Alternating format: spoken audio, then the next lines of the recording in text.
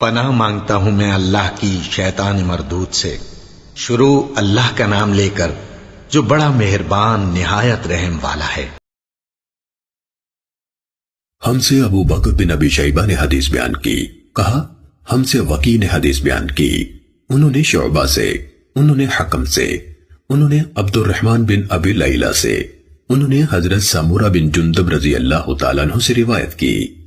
اسی طرح ہم سے ابو بکر بن ابی شیبہ ہی نے حدیث بیان کی، کہا ہم سے وکی نے حدیث بیان کی، انہوں نے شعبہ اور سفیان سے، انہوں نے حبیب سے، انہوں نے میمون بن ابی شبیب سے، اور انہوں نے حضرت مغیرہ بن شعبہ رضی اللہ تعالیٰ عنہ سے روایت کی۔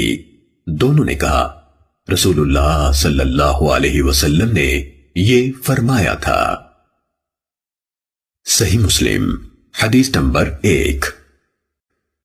ابو بکر بن ابی شیبہ نیز محمد بن مثنی اور ابن بشار نے کہا ہم سے محمد بن جعفر یعنی غندر نے شعبہ سے حدیث بیان کی، انہوں نے منصور سے، انہوں نے ربعی بن حراج سے روایت کی کہ انہوں نے حضرت علی رضی اللہ عنہ سے سنا، جب وہ خطبہ دے رہے تھے کہا رسول اللہ صلی اللہ علیہ وآلہ وسلم نے فرمایا مجھ پر جھوٹ نہ بولو، بلا شبہ جس نے مجھ پر جھوٹ بولا وہ جہنم میں داخل ہوگا۔ صحیح مسلم حدیث نمبر 2۔ حضرت انس بن مالک رضی اللہ عنہ سے روایت ہے، کہا مجھے تمہارے سامنے زیادہ احادیث بیان کرنے سے یہ بات روکتی ہے کہ رسول اللہ صلی اللہ علیہ وآلہ وسلم نے فرمایا جس نے عمدن مجھ پر جھوٹ بولا وہ آگ میں اپنا ٹھکانہ بنا لے۔ صحیح مسلم حدیث نمبر 3۔ حضرت ابو ہریرہ رضی اللہ عنہ سے روایت ہے، کہا رسول اللہ صلی اللہ علیہ وآلہ وسلم نے فرمایا جس نے عمدن مجھ پر جھوٹ بولا وہ آگ میں اپنا ٹھکانہ بنا لے۔ صحیح مسلم حدیث نمبر 4۔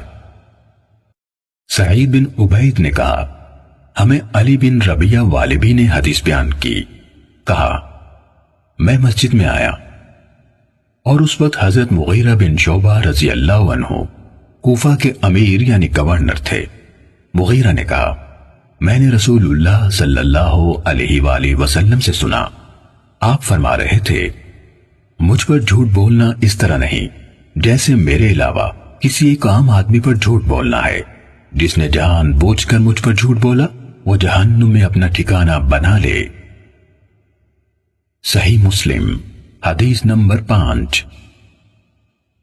محمد بن قیس اسدی نے علی بن ربیہ اسدی سے، انہوں نے حضرت مغیرہ بن شعبہ رضی اللہ عنہ سے، انہوں نے نبی صلی اللہ علیہ وآلہ وسلم سے اسی طرح روایت کی، لیکن بلا شبہ مجھ پر جھوٹ بولنا اس طرح نہیں جیسے کسی ایک عام آدمی پر جھوٹ بولنا ہے کا جملہ بیان نہیں کیا۔ صحیح مسلم حدیث نمبر 6۔ معاذ عنبری اور عبد الرحمن بن مہدی دونوں نے کہا ہم سے شعبہ نے بیان کیا، انہوں نے خبیب بن عبد الرحمن سے، انہوں نے حفص بن عاصم سے روایت کی، کہا رسول اللہ صلی اللہ علیہ وسلم نے فرمایا آدمی کے جھوٹا ہونے کے لیے یہی کافی ہے کہ وہ ہر سنی ہوئی بات بیان کر دے۔ صحیح مسلم حدیث نمبر 7۔ علی بن حفص نے شعبہ سے، انہوں نے خبیب سے، انہوں نے حفص بن عاصم سے، انہوں نے حضرت ابو ہریرہ رضی اللہ تعالیٰ عنہ سے، انہوں نے نبی صلی اللہ علیہ وسلم سے اس کے مانند روایت کی۔ صحیح مسلم حدیث نمبر 8۔ ابو عثمان نہدی سے روایت ہے، کہا عمر ابن الخطاب رضی اللہ تعالیٰ عنہ نے فرمایا آدمی کے لیے جھوٹ سے اتنا کافی ہے جس کی بنا پر وہ جھوٹا قرار دیا جا سکتا ہے کہ وہ ہر سنی ہوئی بات بیان کر دے۔ صحیح مسلم حدیث نمبر 9۔ ابن وہب نے خبر دی، کہا مالک بن انس نے مجھ سے کہا مجھے معلوم ہے کہ ایسا آدمی صحیح سالم نہیں ہوتا جو ہر سنی ہوئی بات آگے بیان کر دے، وہ کبھی امام نہیں بن سکتا جبکہ وہ ہر سنی ہوئی بات آگے بیان کر دیتا ہے۔ صحیح مسلم حدیث نمبر 10۔ ابو احوص نے عبداللہ بن مسعود رضی اللہ تعالیٰ عنہ سے روایت کی، کہا آدمی کے جھوٹ میں یہی کافی ہے کہ وہ ہر سنی ہوئی بات بیان کر دے۔ صحیح مسلم حدیث نمبر 11۔ محمد بن مسنہ نے کہا میں نے عبد الرحمن بن مہدی سے سنا، کہہ رہے تھے آدمی اس وقت تک امام نہیں بن سکتا کہ لوگ اس کی اقتداء کریں یہاں تک کہ وہ سنی سنائی باتوں کو بیان کرنے سے باز آ جائے۔ صحیح مسلم حدیث نمبر 12۔ سفیان بن حسین سے روایت ہے کہ ایاس بن معاویہ نے مجھ سے مطالبہ کیا اور کہا میں تمہیں دیکھتا ہوں تم قرآن کے علم سے شدید رغبت رکھتے ہو، تم میرے سامنے ایک سورہ پڑھو اور اس کی تفسیر کرو تاکہ جو تمہیں علم ہے میں بھی اسے دیکھوں۔ کہا میں نے ایسا کیا تو انہوں نے مجھ سے فرمایا جو بات میں تم سے کہنے لگا ہوں اسے میری طرف سے ہمیشہ یاد رکھنا، ناپسندیدہ یعنی منکر روایات کو بیان کرنے سے بچنا، کیونکہ ایسا نہ ہونے کے برابر ہے کہ کسی نے یہ کام کیا ہو یعنی منکر روایات بیان کی اور وہ اپنی ذات میں ذلیل نہ ہوا ہو اور اس کی بیان کردہ حدیث کو جھوٹا نہ سمجھا گیا ہو۔ صحیح مسلم حدیث نمبر 13۔ حضرت عبداللہ بن مسعود رضی اللہ تعالیٰ عنہ نے فرمایا تم کسی قوم کے سامنے ایسی حدیث بیان نہیں کرتے جس کے صحیح مفہوم تک ان کی عقلیں نہیں پہنچ سکتی مگر وہ ان میں سے بعض کے لیے فتنے کا موجب بن جاتی ہیں۔ صحیح مسلم حدیث نمبر 14۔ ابو حانی نے ابو عثمان مسلم بن یسار سے، انہوں نے ابو ہریرہ رضی اللہ تعالیٰ عنہ سے، انہوں نے رسول اللہ صلی اللہ علیہ وسلم سے روایت کی کہ آپ نے فرمایا میری امت کے آخری زمانے میں ایسے لوگ ہوں گے جو تمہارے سامنے ایسی حدیثیں بیان کریں گے جو تم نے سنی ہوں گی نہ تمہارے آبا نے، تم اس قماش کے لوگوں سے دور رہنا۔ صحیح مسلم حدیث نمبر 15۔ شراحیل بن یزید کہتے ہیں مجھے مسلم بن یسار نے بتایا کہ انہوں نے ابو ہریرہ رضی اللہ تعالیٰ عنہ کو یہ کہتے ہوئے سنا کہ رسول اللہ صلی اللہ علیہ وسلم نے فرمایا آخری زمانے میں ایسے دجال یعنی فریب کار کذاب ہوں گے جو تمہارے پاس ایسی احادیث لائیں گے جو تم نے سنی ہوں گی نہ تمہارے آبا نے، تم ان سے دور رہنا کہیں وہ تمہیں گمراہ نہ کر دیں اور تمہیں فتنے میں نہ ڈال دیں۔ صحیح مسلم حدیث نمبر 16۔ عامر بن عبدہ سے روایت ہے، کہا حضرت عبداللہ بن مسعود رضی اللہ تعالیٰ عنہ نے فرمایا بلا شبہ شیطان کسی آدمی کی شکل اختیار کرتا ہے، پھر لوگوں کے پاس آتا ہے اور انہیں جھوٹ پر مبنی کوئی حدیث سناتا ہے، پھر وہ بکھر جاتے ہیں۔ ان میں سے کوئی آدمی کہتا ہے میں نے ایک آدمی سے حدیث سنی ہے، میں اس کا چہرہ تو پہچانتا ہوں پر اس کا نام نہیں جانتا، وہ حدیث سنا رہا تھا۔ صحیح مسلم حدیث نمبر 17۔ طاؤس نے حضرت عبداللہ بن عمر بن العاص رضی اللہ تعالیٰ عنہما سے روایت کی، کہا سمندر کی تہ میں بہت سے شیطان قید ہیں جنہیں حضرت سلیمان علیہ السلام نے باندھا تھا، وقت آ رہا ہے کہ وہ نکلیں گے اور لوگوں کے سامنے قرآن پڑھیں گے۔ صحیح مسلم حدیث نمبر 18۔ ہشام بن حجیر نے طاؤس سے روایت کی، کہا یہ یعنی ان کی مراد بشیر بن کعب سے تھی، حضرت ابن عباس رضی اللہ تعالیٰ عنہما کے پاس آیا اور انہیں حدیثیں سنانے لگا۔ ابن عباس رضی اللہ تعالیٰ عنہما نے اس سے کہا فلاں فلاں حدیث دہراؤ، اس نے دہرا دی، پھر ان کے سامنے احادیث بیان کی۔ انہوں نے اس سے کہا فلاں حدیث دوبارہ سناؤ، اس نے ان کے سامنے دہرا دی۔ پھر آپ سے عرض کی میں نہیں جانتا کہ آپ نے میری بیان کی ہوئی ساری احادیث پہچان لی ہیں اور اس حدیث کو منکر جانا ہے یا سب کو منکر جانا ہے اور اسے پہچان لیا ہے۔ حضرت ابن عباس رضی اللہ تعالیٰ عنہما نے اس سے کہا جب آپ صلی اللہ علیہ وسلم پر جھوٹ نہیں بولا جاتا تھا ہم رسول اللہ صلی اللہ علیہ وسلم سے احادیث بیان کرتے تھے، پھر جب لوگ ہر مشکل اور آسان سواری پر سوار ہونے لگے یعنی بلا تمیز صحیح و ضعیف روایت بیان کرنے لگے تو ہم نے براہ راست آپ صلی اللہ علیہ وسلم سے حدیث بیان کرنا ترک کر دیا۔ صحیح مسلم حدیث نمبر 19۔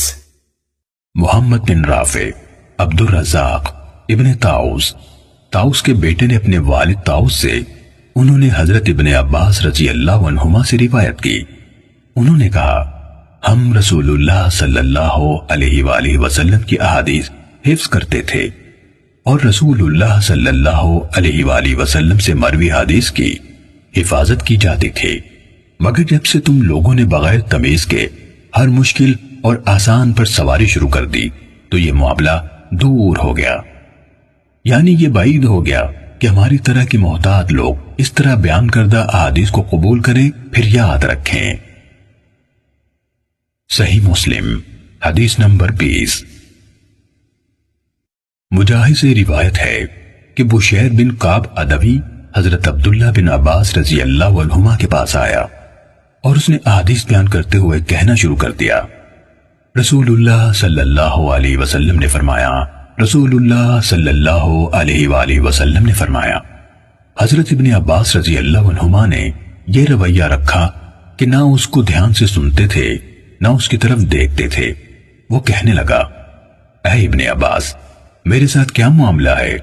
مجھے نظر نہیں آتا کہ آپ میری بیان کردہ حدیث سن رہے ہیں، میں آپ کو رسول اللہ صلی اللہ علیہ وآلہ وسلم سے حدیث سنا رہا ہوں اور آپ سنتے ہی نہیں۔ حضرت ابن عباس رضی اللہ عنہ نے فرمایا، ایک وقت ایسا تھا کہ جب ہم کسی کو یہ کہتے سنتے، رسول اللہ صلی اللہ علیہ وسلم نے فرمایا، تو ہماری نظریں فوراً اس کی طرف اڑ جاتی اور ہم کان لگا کر غور سے اس کی بات سنتے۔